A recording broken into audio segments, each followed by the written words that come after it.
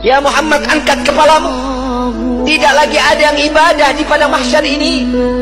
Mengangkat kepala, lalu sujud lagi Allah di hadapan Allah. Nabi Muhammad SAW diangkat lagi. Wahai kekasihku, angkat kepalamu. Sudah tidak ada lagi yang ibadah dia di padang mahsyar ini. Tetap Nabi mengangkat kepala lalu sujud lagi kepada Allah. Sampai terakhir, apa yang kau inginkan wahai kekasihku?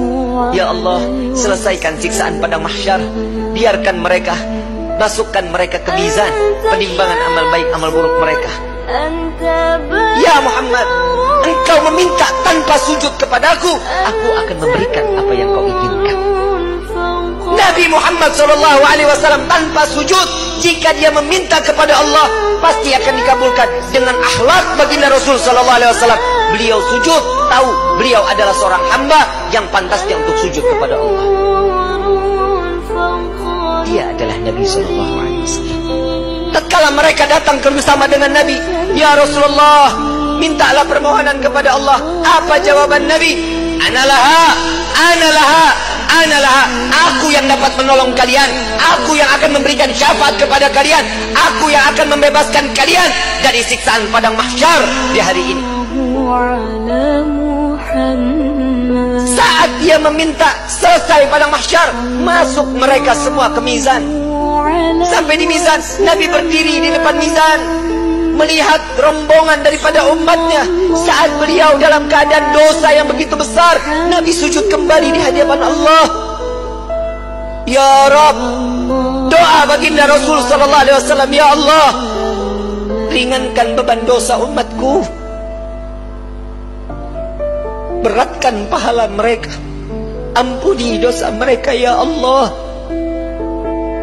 Kita berbuat dosa di atas bumi Allah. Nabi yang terus menerus, sampai di mizan pun Nabi sujud kepada Allah agar kita diselamatkan, dibebaskan, agar masuknya kita ke dalam syurganya Allah. Setelah mizan, Nabi SAW berdiri lagi di sirat. Saat dimana jembatan tersebut, satu helai rambut dibelah menjadi 7, tajamnya luar biasa. Di bawahnya neraka jahanam. Nabi menunggu sampai ada umat yang ingin tergelincir, dipegang oleh Nabi, dituntun sampai di ujung daripada jembatan tersebut. Nabi menjaga umat sampai saat di dalam surga kelak, Nabi berdiri di depan pintu surga, tidak masuk ke dalam pintu surga, menunggu satu persatu agar masuk, mereka dimasukkan ke dalam surga.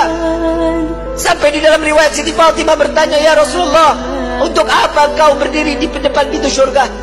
Aku menunggu umatku. Jika satu yang tertinggal belum masuk ke dalam surga, maka aku tidak akan pernah masuk ke dalam surganya Allah.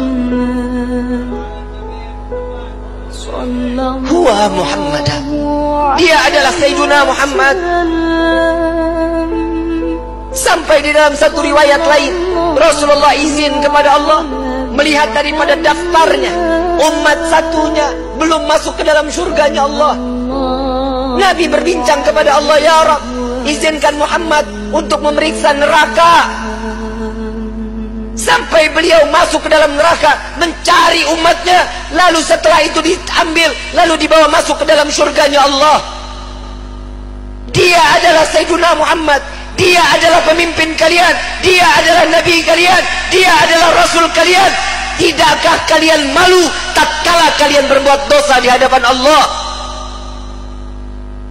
Sampai kapan hidup kita selalu tutup mata di dalam kemaksiatan kepada Allah?